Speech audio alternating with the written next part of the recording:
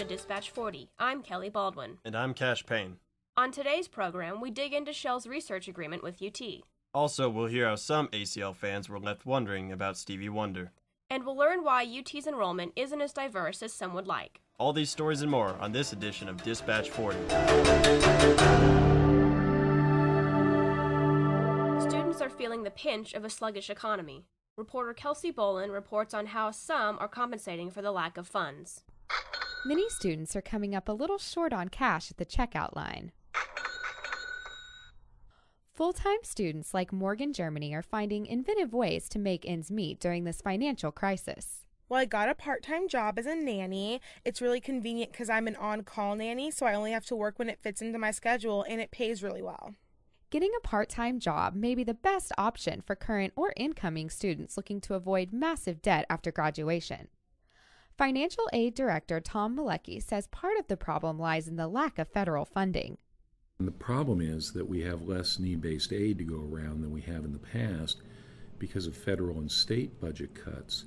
For this school year, there will be 18% less federal and state grant dollars for our students than there were last year. Malecki says UT is implementing a number of programs to help students balance their budget. We have a money management education program called Bevonomics, which is designed to help students understand how to be frugal and manage their money once they get to Austin. Economist Benjamin Pollock says the problem goes beyond financial aid, but hiring students can help the economic crisis. When you have these businesses, big corporations, private businesses, opening up the markets for people to come in and hiring new employees, that's the only way that we can get this economy pumping again. Pollock expects the economy to return to normal once the government finds a way to put America back to work. Until then, students like Morgan, Germany will have to rely on financial aid and part-time jobs to make ends meet. For Dispatch 40, I'm Kelsey Bolin. But not all economic stories are gloom and doom. Andrew Moore tells us how some Austin businesses are surviving and others thriving in this difficult time. Unemployment in Texas reached 8.5% last month, and in Austin reached 7.3%. But some Austin businesses are still succeeding and even thriving in this tough economy. Well, it's helping us because people don't have jobs. So we get a lot of people looking for, a lot of hairstylists looking for jobs. So we have been able to actually upgrade our staff. UT professor Alan Sager runs 55 Supercut stores in the Austin area. His businesses are doing well due to good management and good employees, like store manager Terry Lewis. We try to make a reputation for ourselves down here. So working hard and making sure we're doing what we're supposed to do, and it works out pretty good down here. Other businesses, like Now Optical Outlet, are seeing more customers as well. We're getting more business because of how cheap we are. So that's a good thing for us, but, you know. Manager Morgana Whitehead says even senators are showing up at her store now, and she's looking to hire more part-time employees. But discount companies based in Austin are not limited to local services. Whale Shark Media, an online discount finding service, has seen exponential growth with a very simple philosophy. Actually in the business of saving people money. Talent acquisition director Jamie Thomas says Whale Shark's workforce has grown from 25 to 90 in a single year. And yes, they're still hiring. We are seeing a lot of customer traffic, and therefore we are needing more people to help us to maintain, update, and continue to develop out those domains. And growth is occurring in non-tech jobs as well. Even new restaurants are daring to challenge the poor economy. Vietnam native Sin Huang opened Yaya Cafe less than a month ago. Sin says many friends warned him against it, but he's working hard to meet the challenge. From now, since the time I opened the restaurant, and I work every day, 14 hours every day at least. The hours are paying off, and Huang is hoping to hire 2 more employees soon.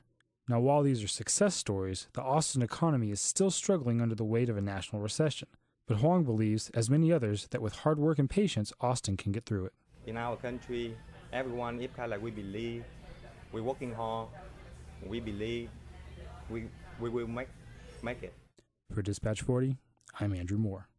UT has struggled in this economy as well, but a new $7.5 million agreement with Shell that could change the face of oil and gas resources could also offer students research and employment opportunities. It has a lower carbon footprint than oil by about half. It's a big improvement over current hydrocarbons like coal and oil in terms of the amount of pollution that it spews into the atmosphere. Communications Director for the Jackson School of Geosciences, J.B. Bird, says in addition to these environmental benefits, most shale deposits come from within the United States. The money and the jobs related to producing it are right here in the United States, and they're not funding countries that might have political interests that aren't in sync with ours. Media relations spokesperson for Shell, Gerald Strong, says that along with retaining jobs here in America, this partnership may also supply UT graduate students with employment opportunities. They will be working on cutting-edge research in an area that's very significant to the country and our energy security. President of the Petroleum Graduate Student Association, Jinhao Zhou, also says the new working relationship benefits UT students beyond potential jobs. Petroleum engineering is not like other engineering disciplines. We work very closely with the industry, and it's very important for us to know what's going on in the industry and what direction our researchers are going into. According to Strong, that direction appears to be up, as both UT and Shell will be on the forefront of unconventional resource research. Our partnership with UT will help us solidify and consolidate our leadership that is already there in this whole area of shale gas. And, despite its size, Bird says Shell doesn't display big business stereotypes. You think of them as bottom-line companies that are just motivated by profits. Actually, when they work with the University of Texas, they have a very open-ended view. They view it as an investment in basic research. That research, while beneficial to Shell and UT, may also prove to be beneficial for us all. For Dispatch 40, I'm Kellie Baldwin.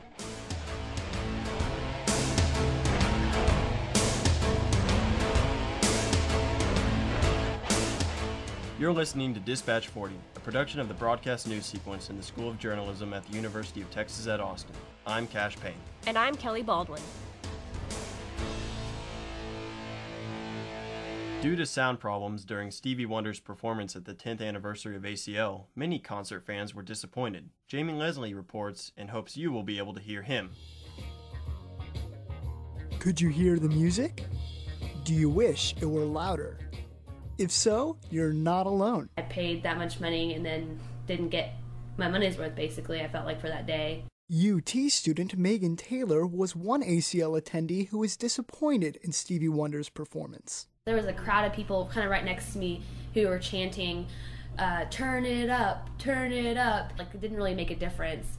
A lot of people started leaving, actually, going to the other show because you could hear it better, which was sad, you know, because it's like Stevie Wonder. Taylor, however, didn't leave. She stayed for the entire show, hoping that eventually the issue would be fixed. It reflects bad on Stevie Wonder. Like, if I was Stevie Wonder, I'd be angry. But according to Ryan Macmillan, who has played drums for rock superband Matchbox 20 since 2007, Wonder was probably not aware of any technical difficulties even occurring. And it is a real bummer if you're going to see someone like Stevie Wonder and you can't hear him singing. But he might not necessarily know that because, you know, what you're hearing out front and what you're hearing on stage are two totally different things. Macmillan also explains how difficult it is to put on a music festival, such as Austin City Limits. Oftentimes when you're playing outdoor shows, festival shows, where there's a lot of bands on the bill, and you don't really have time to sound check or do a proper setup, a lot of times you're using rental gear, and it can often be a disaster because, you know, it's kind of chaos. Music venue owner Matt Girding agrees and feels the responsibility lies with the company who manufactures the equipment. It's not a due negligence on the promoter's part, and especially in a situation where, in a festival-type setting, if anybody is to blame, it would be the provider of the sound system.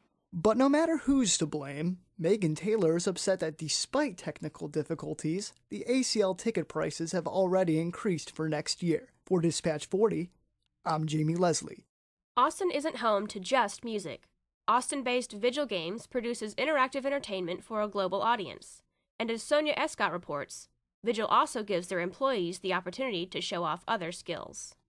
Vigil Games provides their 180 employees with the chance to show off what they create during their free time. Vigil Games studio and marketing manager Jade Fitzloff says the show exhibits sculptures, drawings, and paintings as part of the Vigil's mission statement to support the creative team. You're doing this art on your own in your free time. It's your art. It's not ours. Vigil Games environmental artist Brent Crenchfield says the artists keep the money when a piece is sold. Right now, the plan is for it to go to each of the individual artists. So it's going to a starving artist fund. Volunteer Helen Chen says the paintings inside the gallery are more expensive than the ones displayed outside. Stuff on the inside is going to be a little bit more expensive. If you want to capture a piece, but you want something for like $10, $20, you can buy it from Artist Alley. The audience ranged from recruiters to freelance artists. Competing video game artist Vin Hung says it's a great opportunity to see his competitors' art. I came here because I'm in the industry and I'm always interested in a variety of art and visual and Darksiders. Darksiders is a single-player action game in which the player controls the war. The game is inspired by the apocalypse. The first game was released in January 2010. Darksiders 2 is currently being developed and will be released next year. Kind of a action-adventure series where you play as one of the horsemen of the apocalypse. Fitzloff says the event went well and they will do it again next year. You know, and I want to encourage them, too, to keep on creating and don't feel like there's no reason to not try to do your own stuff on your spare time. Fitzloff says Vigil Games may consider opening the exhibition to the public artists in the future. For Dispatch 40, I'm Sonia Escott. Underage drinking plagues many colleges, and UT is no exception. Reporter Elizabeth Harsager shares the story on how students and university members fight this serious problem. When young students encounter drinking for the first time, it can be scary, or even dangerous. Recent UT graduate Tori Costantino still remembers her first experience at a college party.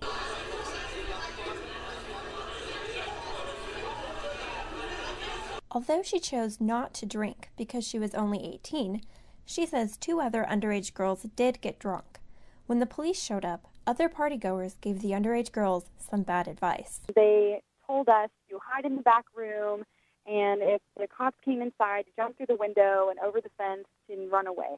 And that really shook me up a bit. Although Costantino had done nothing wrong and was in no trouble, she still felt turned off from drinking and college partying. Just seeing how unappealing everyone else's actions were and how they were acting so stupid, I was really glad that I chose the right decision.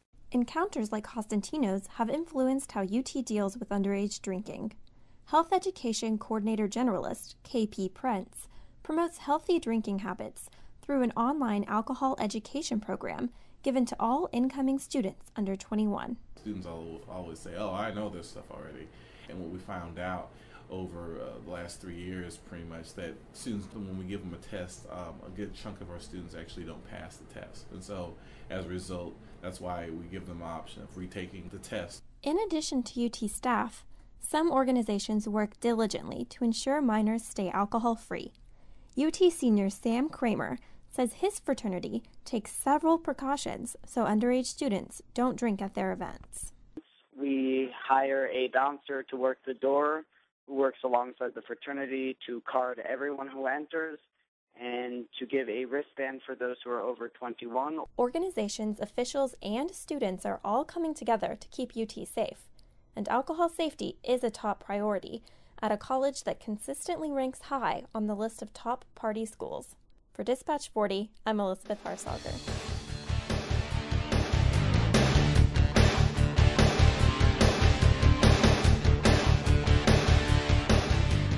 You're listening to Dispatch 40, a production of the Broadcast News Sequence in the School of Journalism at the University of Texas at Austin. I'm Kellie Baldwin. And I'm Cash Payne.